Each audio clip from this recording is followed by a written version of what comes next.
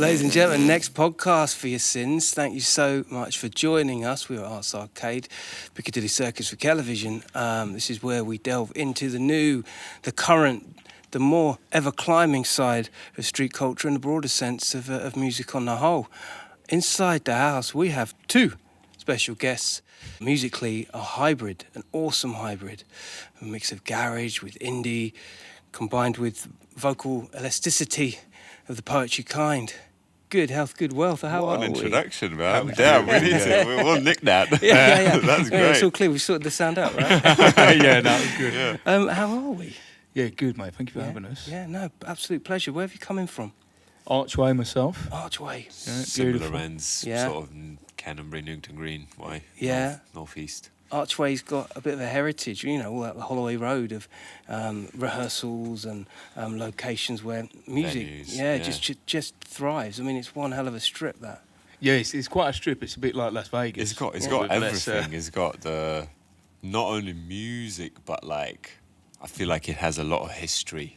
Yeah. Do you know what I mean? still in got general. good pubs. Yeah. They're still going. Yeah. All the old boys are still in there. Yeah. Yeah, I it's mean, got they the haven't locals still. It's one of those areas that sort of it's obviously getting gentrified, but like you still feel like the real London in there. Yeah, Yeah. and that's becoming ever more decreasing in many places, isn't it? Yeah. Yeah. We can blame a whole heap of things, but it also creates more problems for bands, which I guess is why the ensembles depreciate from 3 to 2 to 1, and you guys are able to operate in any environment that you choose to. Yeah. Where did it all begin for you? Well, Newham General Hospital for me. And what was your one? Film or something? I'm Lithuanian, so I was born at the Red Cross. I think it was in that transition period from Soviet Union to Lithuania, so it was probably like the Red Cross. It's not there anymore, but yeah. Yeah. Vilnius, Lithuania. Very good. Vilnius. I've been to Vilnius. I love Oh, really? Vilnius. Yeah, absolutely. How come? Well, because of my beatboxing and touring around the world and yeah, ended up Europe. Yeah, Europe was a bit of a playground, but Vilnius. Actually, Mark Harold, I think he works in the government there, and he was actually my creative on the websites and everything I was doing in media at the time. Would you Right. believe it? So yeah, there is a DNA to Vilnius with me. A beautiful place. When did you go? Like how long ago? Oh, we're talking about 2009, 10. Okay, right. Yeah. Quite a while. Long time ago. I mean, it's a beautiful place. It's fucking different now, mate. It's completely different now. Really? Yeah, every time I go back, I'm like, things are getting better here. Like, Wow. yeah. Wow, that's beautiful. I mean, it's a beautiful place. So how did you guys form? How did the journey of music take? We met course. through a mutual friend. Started a little punk band. Did that for a few years. And we're just, we're not musicians per se. You played guitar from young. I didn't. I sort of started making beats for people. I'm East End, Essex. I'm going to be doing grime. Making beats for all the local boys and all that. Yeah. So we were always dabbling in music, whatever. And then when we met, we were like, what could we make as not beginner musicians, but fairly basic, rudimentary musicians? We're starting out. Punk was the obvious choice. And it was fun. It was good for like a few years. You get the energy out, and it worked for where we were at in our lives at that time. And then when the COVID thing happened, we realised that me and Simon had more synergy as a twosome. We were firing stuff back and forward, and because it was more like on the then computer, you're sitting in your it's house. Yeah, different, you're not in a practice room. You're doing it Yeah. on a laptop. Yeah. So then the sound was different, samples, things like that.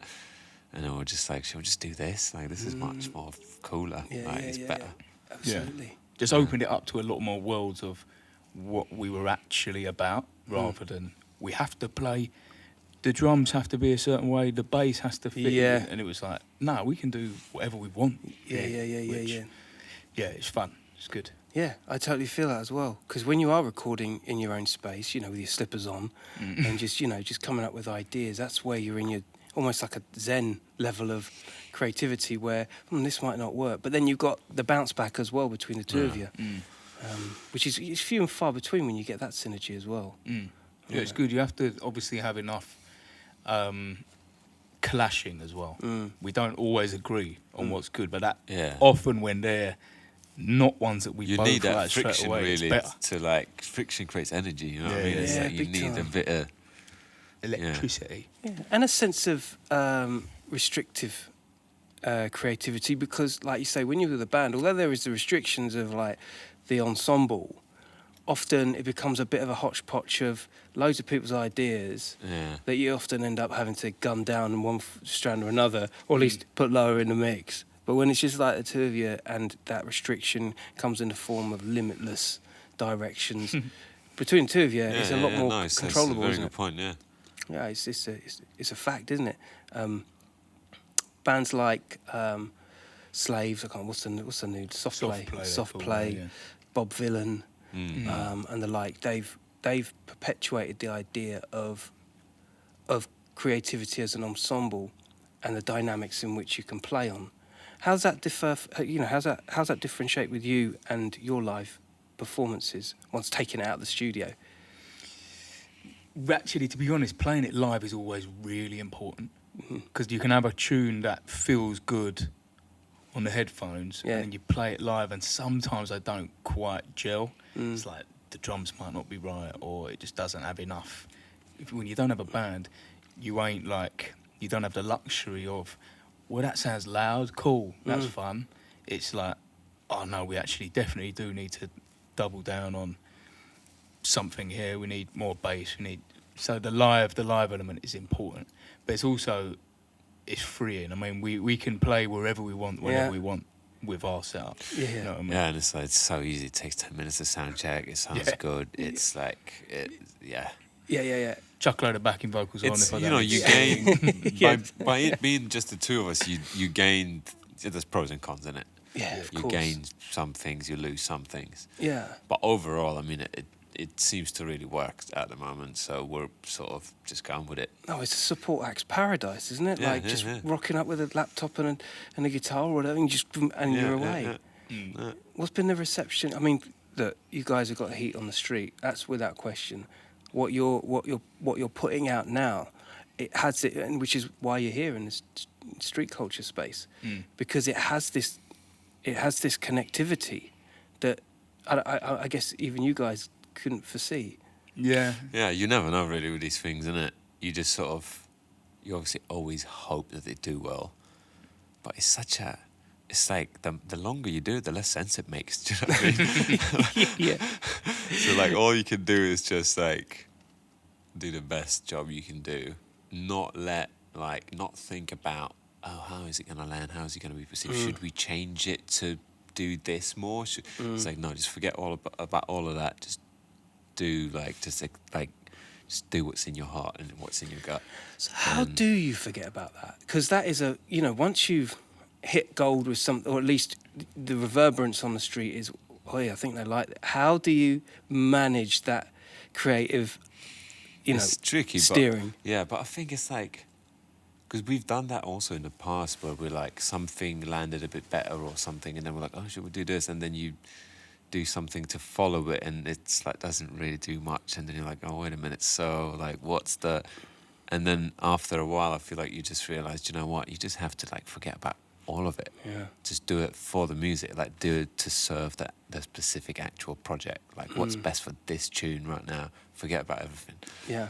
I think that's basically the philosophy, really. Yeah. And always keep moving forward. Yeah. Keep creating. Yeah. Don't rest on your laurels. No. We've done that as well. We've got loads of tunes. Got so many demos we don't need to write. You do. Write as much as Yeah, you because then possibly Yeah, it comes to a for point sure. where you like need to release something. You're like, what are we gonna release? Yeah, I don't know, mate. So, Yeah, because you've got an abundance and a load of options, and some of them don't quite hit that but time and also space. like some of them you wrote 5 years ago. So then like on paper it looks like there's loads of tunes there, but you go back to them, you're like, actually I don't feel like this anymore about the world. How do you manage? Random question, but my anxiety went up as soon as you started talking about looking at all the what you haven't done. You know what I mean? Like that's a lot of, I guess.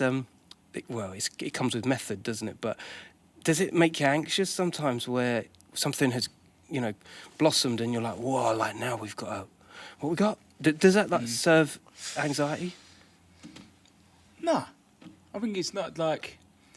I think maybe from making this is just my personal thing of, I've made so much music that has never seen the light of day that it does not bother me. Really? It's just great to get something out because you're just like, brilliant, this now exists in the world rather than the thousands of beats on my old Dell laptop or whatever that will never be seen by anyone. And there were some good ones on there. You know what I mean? If the right people had seen it, if Action Bronson saw some of them beats, he'd love it. But probably never going to see him, though. Yeah. And you've got to kind of be at peace with that, particularly when you're working collectively. Yeah.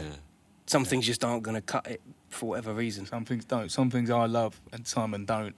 And you have to go, you know what, actually maybe that ain't good health, good wealth then. Because it has to be both of us. What's the philosophy of the? I mean, it's obviously it does what it says on the tin, and if you ain't, you know, in abundance of good health and good wealth, then I suggest you go and see a doctor and a psychiatrist. But but what was the, you know, with all the names under the sun, what's that? Where does that philosophy come from with you? It took us about 4 months to come up with it. we were working different. No, we had different names before, and we were going through things, and then basically was chatting with my mum and dad over a drink. Good health, good wealth, and I was like, it's quite interesting, isn't it? Yeah, We've always said it when we cheers our drinks, and I thought it's a nice message. Also, no one else is going to be called it because it's like Red Hot Chili Peppers or NERD or it's like such a specific thing. It's not like the Pistons or a thing that could have been taken by someone before. I've made that up. I don't even know if it's good. Yeah, I mean, you know, it's hard to find a good name. Yeah, it is tricky. Name is half the job. Do you know what I mean? Yeah. Also, there's so much out there now that so many names have been used because there's so much music out there. So it was just a nice personal, because the music's quite personal as well. Like it felt right to have that as the name. You know, as well. we're about like family, friends, that sort of thing. So it's like it just sort of made sense, really. Just felt right. We're like, yeah, this is it. Well, yeah, but it also speaks volumes of what your intentions are, and I don't mean health and wealth. The sentiment that it came from your family, the name as a background. When you couple that, this is just my looking from the outside in. When you see your guys' activity and, you know, the Radio 6 kind of movements, combined with that sentiment that comes from a certain social demographic of people. And then when you couple that with the music that you make, which, you know, I'm a fan of the streets, I'm a fan of, you know, that era of madness and, you know, and this, you know, real British stuff. Yeah. This Good Health, Good Wealth speaks directly to that audience. 100%, yeah. Yeah, and that's exactly. Obviously, you want to speak to everyone, but I always want to speak to my people first and foremost, our people first and foremost. I think it just happens naturally, though, isn't it? Naturally, you you're are sort of from that You're environment. speaking from who you are. Yeah. Aren't you? So I'm not going to write about something that I don't know about. Yeah, that's You know right. what I mean? But it's a street level that often gets kind of sidelines in a way, because that is existentially British. Yeah. It's as it's as British that, you know, if you guys were fortunate enough in the future to do a song that could be sang on the, you know, the stairwells of football grounds, that's your demo. Bang. That's the 100%. money shot of all money, because that's the epitome of, from what I understand, the genre specific of where you guys are off to. Yeah. Well, we supported Louis Dunford the other day, top bloke, and his song is the North London Forever song, the one that Arsenal go out to. And I'm like, that is, and I think he feels it. He's like, he could do anything now, and he's completed it. Really, Yeah. you know, it's amazing. Like, shout out to Louis. Yeah, shout out to Louis. You know, this is that time where you really connect with the audience. The audience is ever changing. Like you say, you came up through grime. Did you come up through? Was this a Like moment? growing up, we I don't really growing up, we had more, like in Lithuania, you had more of an influence from like an American hip hop sort of side. But like, I don't know, I mean, growing up, I listened to like a lot of different stuff. A lot of hip hop, Biggie, you know, all the classics, all the big ones, Eric B. and Rakim, Gangstar, Guru, all of that. Then we had a lot of, my dad was a bit of a rock and roll kind of guy, blues guy. So inadvertently you kind of gravitate towards that. And then also, because, you know, we were teenagers in like mid to late 2010s. So you had all of that sort of electronic-y, at least back home, like Justice, Daft Punk, all of that. Like the club Bloody scene beetroots and was that. What a quite wicked big. era in music, man. Yeah, man. Like, what is it? Yeah, there was so many as well. That whole MySpace time. Yeah. The suddenly yeah, just. yeah. But every time you play those tunes in the club, it goes off. Mm. So curious. Yeahs. Yeah, Oh. man. I absolutely loved that era. I'm glad you bring that up. There was a lot of like back home, like techno was big as well. Yeah. Like there were big cool parties. Like even now they have, because back home is technically Catholic, I guess, and they have this mass on Christmas Day, like at the church. It's called Bernalu Mishos. Oh, right. Like I don't know how to translate it anyway, but there's like a night, like kind of like one of the main nightclubs back home in Vilnius called Opium, and they do a party with like the same name. It's like a mass, basically. So you can finish your Christmas dinner, it starts at like 1 a.m. and everyone heads Stop down. it. Yeah, dude, on Christmas. What a It's like we genius take it idea. seriously, Yeah, do you know what I mean? Like, this is our culture, like. So So go there was a rave lot to of it. that Wow. growing up, yeah. So it's like dance music, hip hop, punk, that sort of thing. So it's, Yeah. and you can probably tell it from our tunes. Yeah, Like, you listening can. to them, it's a bit of a mishmash of like all of these different things. You can tell. Hip hop, grime, these are cheap to enter cultures. And I say that respectfully because they really are. Like, you grab a can, you're spraying. You grab a mic, you're spraying. You know, it's real simple.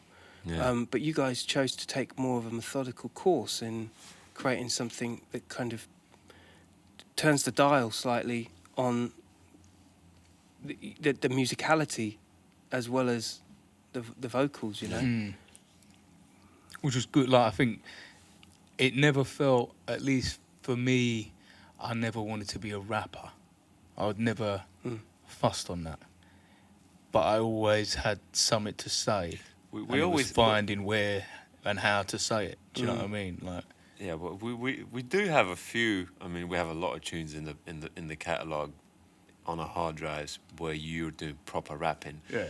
But I think it's good to, like, we even working on a song now for our next project, and there's like a hard 16 in it, and we're like, we just have to keep this. Like, this has so to stay. good. This has to stay. Do you know what I mean? Yeah, because then that extends the palette of sound. It actually shows people, I've got a bit of engine in me. And like, yeah. We can do this. Go if I like- want to go, yeah. yeah. So what's the plan with the music at the moment? So this is a steady course of showcases, performances with a stream of music constantly flowing out? Because there's loads of ways in which you can do this nowadays, right?